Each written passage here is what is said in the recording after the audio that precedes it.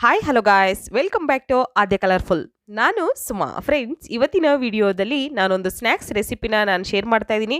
So ಖಂಡಿತವಾಗ್ಲೂ ಹೇಳ್ತೀನಿ friends, ನಿಜವಾಗ್ಲೂ ನೀವು ಈ ರೆಸಿಪಿನಂತೂ ಒಂದ್ಸಲ ತಯಾರಿಸಿ ತಿಂದರೆ ಇದಕ್ಕಿಂತ ಮುಂಚೆ ನೀವು ಯಾವತ್ತೂ ಕೂಡ ತಿಂದಿರಲ್ಲ, ಅಷ್ಟು ಟೇಸ್ಟಿಯಾಗಿರುತ್ತೆ. ಮತ್ತೆ ಮತ್ತೆ ಕೂಡ ನೀವು ಈ ರೆಸಿಪಿನ ಮಾಡ್ಕೊಂಡು ತಿಂತೀರಾ ಅಂತ ನಾನು ಹೇಳ್ತೀನಿ.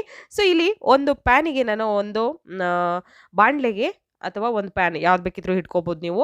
ಸೊ ಇದಕ್ಕೆ ಉಪ್ಪನ್ನು ಸೇರಿಸ್ಕೊತಾ ಇದ್ದೀನಿ. ನಾನು ಒಂದು ಬೌಲ್ ಆಗುವಷ್ಟು ಉಪ್ಪು ತೊಗೊಂಡಿದ್ದೀನಿ. ಫಸ್ಟಿಗೆ ಹಾಕಿರೋ ಉಪ್ಪು ಅದು ಉಪ್ಪೇ, ಯಾಕೆಂದರೆ ಅದನ್ನು ಒಂದ್ಸಲ ಯೂಸ್ ಮಾಡಿರೋದು ನಾನು ಕೇಕ್ ಮಾಡಬೇಕಿಲ್ಲ. ನಂತರ ಮತ್ತೆ ಇನ್ನೂ ಸ್ವಲ್ಪ ಬೇಕು ಅಂತ ಮತ್ತೆ ಹಾಕ್ಕೊಂಡಿದ್ದು. ಸೊ ಈಗ ಮತ್ತೆ ನಾನು ಈಗ ಉಪ್ಪನ್ನು ಒಂದು 5 ನಿಮಿಷ ಫ್ರೈ ಮಾಡ್ಕೋತೀನಿ. ಅದು ಬಿಸಿ ಆಗಬೇಕು ಒಂದು 5 ನಿಮಿಷ. ನಂತರ ನಾನು ಆಲೂಗೆಡ್ಡೆನ ಹಾಕೋತಾ ಇದ್ದೀನಿ. ಸೊ ಆಲೂಗೆಡ್ಡೆನ ಹಾಕಿ ನೀವು ಜಾಸ್ತಿ ಉಪ್ಪನ್ನು ಹಾಕಿ ಕೂಡ ನೀವು ಫ್ರೈ ಮಾಡ್ಕೋಬೋದು, ಅಥವಾ ಕಮ್ಮಿ ಉಪ್ಪನ್ನು ಹಾಕಿ ಕೂಡ ನೀವು ಫ್ರೈ ಮಾಡ್ಕೋಬೋದು. ನಾನಿಲ್ಲಿ ಕಮ್ಮಿನೇ ಹಾಕಿದ್ದೀನಿ. ಯಾಕೆ ಅಂತಂದರೆ ಈಗ ನಾವು ಇದನ್ನು ಉಪಯೋಗಿಸಿರೋವಂಥ ಉಪ್ಪನ್ನು ಮತ್ತೆ ನಾವು ಅಡುಗೆಗೆ ಇದನ್ನು ಉಪಯೋಗಿಸಲ್ಲ. ಸೊ ಸುಮಾರು ಒಂದು 15 ನಿಮಿಷ ಬೇಕಾಗುತ್ತೆ ಫ್ರೆಂಡ್ಸ್ ಇದನ್ನು ಆಲೂಗೆಡ್ಡೆನ ನೀವು ಫ್ರೈ ಮಾಡ್ಕೊಳ್ಳೋದಕ್ಕೆ. ಹಾಗಾಗಿ ನಾವು ಅಡುಗೆ ಉಪಯೋಗಿಸಲ್ವಲ್ಲ, ಹಾಗಾಗಿ ನಾನು ಸ್ವಲ್ಪ ಕಮ್ಮಿನೇ ಉಪ್ಪನ್ನು ಸೇರಿಸ್ಕೊಂಡಿದ್ದೀನಿ. ಸೊ ನೀವು ಜಾಸ್ತಿ ಉಪ್ಪನ್ನು ಸೇರಿಸಿ ಫ್ರೈ ಮಾಡ್ಕೊತೀರಾ ಅಂದರೆ ಮಾಡ್ಕೊಬೋದು. ನಂತರ ನೋಡಿ ಇಲ್ಲ ನಾನು ಇವಾಗ ಆಲೂಗೆಡ್ಡೆನ ಫ್ರೈ ಮಾಡಿರೋ ಆಲೂಗೆಡ್ಡೆನೆಲ್ಲ ತೆಗೆದು ಸ್ವಲ್ಪ ತಣ್ಣಗಾಗಲಿ, ಅದು ಬಿಸಿ ಇದ್ದಾಗ ಸಿಪ್ಪೆ ತೆಗಿಯೋಕ್ಕಾಗಲ್ಲ. ಸೊ ಈಗ ಒಂದು 2-3 ನಿಮಿಷ ಬಿಟ್ಟು ನಂತರ ನಾನಿವಾಗ ಸಿಪ್ಪೆನ ತೆಗಿತಾ ಇದ್ದೀನಿ. ಅಂದರೆ ಪೂರ್ತಿ ತಣ್ಣಗಾದ್ಮೇಲೂ ಕೂಡ ತೆಗಿಬಾರ್ದು, ಸ್ವಲ್ಪ ಬಿಸಿ ಇರಬೇಕು. ಕೈಗೆ ನಮಗೆ ಮುಟ್ಟಿದ್ರೆ ಸ್ವಲ್ಪ ಸುಡುತ್ತೆ ಅನ್ನೋ ಥರ ಇರಬೇಕಷ್ಟೇ. ಈಗ ಎಲ್ಲದನ್ನು ತೆಗೆದಿಟ್ಕೊಳ್ಳೋಣ. ನೋಡಿ ನಾನು ಸಿಪ್ಪೆ ಎಲ್ಲ ಕ್ಲೀನ್ ಮಾಡಿ ಇದನ್ನು ಇಟ್ಕೊಂಡಿದ್ದೀನಿ. ಫ್ರೆಂಡ್ಸ್, ನೀವು ಯಾರಾದರೂ ಫಸ್ಟ್ ಟೈಮ್ ನನ್ನ ಚಾನಲ್ಗೆ ವಿಸಿಟ್ ಮಾಡಿದರೆ ಪ್ಲೀಸ್ ನನ್ನ ಚಾನಲ್ನ ಸಬ್ಸ್ಕ್ರೈಬ್ ಮಾಡ್ಕೊಳ್ಳಿ, ಹಾಗೆ ಲೈಕ್ ಮಾಡಿ ಮತ್ತು ಶೇರ್ ಮಾಡಿ ಫ್ರೆಂಡ್ಸ್.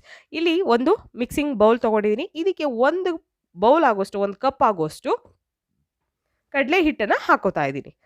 ನಾವು ಕಡಲೆ ಹಿಟ್ಟಂದರೆ ನಾವು ಪೂರಿಗೆ, ನಾವು ಬೋಂಡ ಬಜ್ಜಿಗೆ ಉಪಯೋಗಿಸ್ತೀವಲ್ಲ ಅದು, ಪೂರಿಗಲ್ಲ ಫ್ರೆಂಡ್ಸ್. ಓಕೆ, ಇಲ್ಲಿ ಒಂದು ಅರ್ಧ ಸ್ಪೂನು ಜೀರಿಗೆ ಪೌಡರ್ ಮತ್ತು ಒಂದು ಅರ್ಧ ಸ್ಪೂನ್ ಚಾಟ್ ಮಸಾಲ ಪೌಡರ್ ಇರ್ತಾರಲ್ಲ ಅದು. ಸೊ ಅದಿಲ್ಲ ಅಂತಂದರೆ ಅದನ್ನು ಸ್ಕಿಪ್ ಮಾಡಿ, ಪರವಾಗಿಲ್ಲ. ರುಚಿಗೆ ತಕ್ಕಷ್ಟು ಉಪ್ಪನ್ನು ಹಾಕ್ಕೊಳ್ಳೋಣ. ನಂತರ ನಾನಿಲ್ಲಿ ಇದಕ್ಕೆ ಪೆಪ್ಪರ್ ಪೌಡರ್ನ ಉಪಯೋಗಿಸ್ತಾ ಇದ್ದೀನಿ. ಸೊ ಡಿಫ್ರೆಂಟಾಗಿ ಟೇಸ್ಟಿಯಾಗಿ ನಿಮಗೆ ಈ ರೆಸಿಪಿ ಬರುತ್ತೆ. ಖಂಡಿತವಾಗ್ಲೂ ನಿಜವಾಗ್ಲೂ ನೀವು ಆಲೂಗೆಡ್ಡೆಯಲ್ಲಿ ಈ ರೆಸಿಪಿನ ತಯಾರಿಸಿ ನೋಡಿ ತಿಂದರೆ ಇದಕ್ಕಿಂತ ಮುಂಚೆ ಯಾವತ್ತು ತಿಂದಿಲ್ವಲ್ಲಪ್ಪ ಇಷ್ಟು ರುಚಿಯಾಗಿರೋದು ಅಂತ ನಿಮ್ಗೆ ಅನಿಸುತ್ತೆ. ಇಲ್ಲಿ ನಾನು 1 ಟೇಬಲ್ ಸ್ಪೂನ್ ಆಗುವಷ್ಟು ನಾನು ಖಾರದ ಪುಡಿನೂ ಹಾಕ್ಕೋತಾ ಇದ್ದೀನಿ. ಸೊ ಖಾರದ ಪುಡಿನ ಹಾಕಿ ಈಗ ನಾವು ಮಿಕ್ಸ್ ಮಾಡ್ಕೊಳ್ಳೋಣ. ನೀಟಾಗಿ ಮಿಕ್ಸ್ ಮಾಡಿ ಸ್ವಲ್ಪನೇ ನಂತರ ನೀರನ್ನು ಆ್ಯಡ್ ಮಾಡಿ ಹಿಟ್ಟನ್ನು ಕಲಸ್ಕೋಬೇಕಾಗತ್ತೆ. ನಾವು ಈ ಮೆಣಸಿನ್ಕಾಯಿ ಬಜ್ಜಿ ಮಾಡಬೇಕಾದ್ರೆ ಉಪಯೋಗಿಸ್ತೀವಲ್ಲ ಅದೇ ಹಿಟ್ಟನ್ನು ತೊಗೊಂಡಿರೋದು, ಅದೇ ಥರ ಹಿಟ್ಟನ್ನು ನಾವು ಕಲಿಸ್ಕೋಬೇಕು. ಇವಾಗ ಆಲೂಗೆಡ್ಡೆ ಬೋಂಡನ ನೀವು ಸುಮಾರು ಟೈಪಲ್ಲಿ ಕೂಡ ತಿಂದಿರ್ತೀರ. ಸೊ ಈ ಥರದಲ್ಲೂ ಕೂಡ ಒಂದು ಸಲ ಆಲೂಗೆಡ್ಡೆ ಬೋಂಡನ ಮಾಡಿ ತಿನ್ನಿ. ಖಂಡಿತ ಈ ಸ್ನ್ಯಾಕ್ಸ್ ಅಂತೂ ನಿಮಗೆ ತುಂಬಾ ಇಷ್ಟ ಆಗುತ್ತೆ. ಇನ್ಸ್ಟೆಂಟ್ ಸ್ನ್ಯಾಕ್ಸ್ ರೆಸಿಪಿ ಅಂತ ಕೂಡ ಇದು ಹೇಳ್ಬೋದು ಫ್ರೆಂಡ್ಸ್. ಅಷ್ಟು ಟೇಸ್ಟಿಯಾಗಿರೋವಂಥ ಒಂದು ರೆಸಿಪಿ ಇದು. ಸೊ ಹಿಟ್ಟನ್ನು ಕಲಸಿ ಇಟ್ಟಿದ್ದೀನಿ ನಾನು. ಈಗ ಇಲ್ಲಿ ಎಣ್ಣೆ ಕಾಯೋದಕ್ಕೆ ಇಟ್ಟಿದ್ದೀನಿ. ಎಣ್ಣೆ ಕಾದ ನಂತರ ನಾವು ಬೇಯಿಸಿರೋಂಥ ಆಲೂಗೆಡ್ಡೆನ ಹಿಟ್ಟಲ್ಲಿ ಡಿಪ್ ಮಾಡಿ, ನೋಡಿ ಈ ಥರ ಹಿಟ್ಟಲ್ಲಿ ಡಿಪ್ ಮಾಡಿಬಿಟ್ಟು ನಾವು ಈಗ ಎಣ್ಣೆಯಲ್ಲಿ ಅದನ್ನು ಡೀಪ್ ಫ್ರೈ ಮಾಡ್ಕೋಬೇಕು.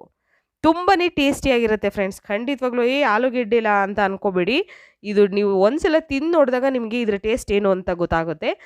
ಓಕೆ, ಇವಾಗ ನೋಡಿ ನಾನು ಎಲ್ಲದನ್ನು ಕೂಡ ಹೀಗೆ 1 by 1 ಹಾಕೋತೀನಿ.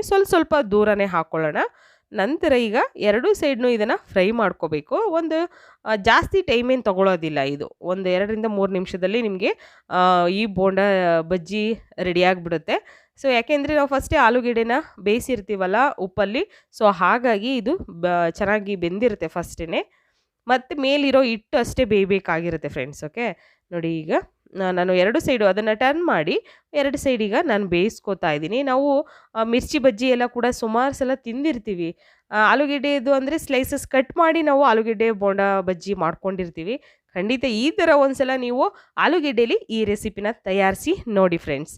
ಓಕೆ, ನೋಡಿ ಇವಾಗ ನಾನು ಇದಾಗಿದೆ. ಸೊ ಒಂದು ಟಿಶ್ಯೂ ಪೇಪರ್ ಮೇಲೆ ತೆಗೆದಿಟ್ಕೊಳ್ಳೋಣ. ನಂತರ ನಾನು ಇದನ್ನು ಕಟ್ ಮಾಡಿ ಸರ್ವ್ ಮಾಡ್ತೀನಿ.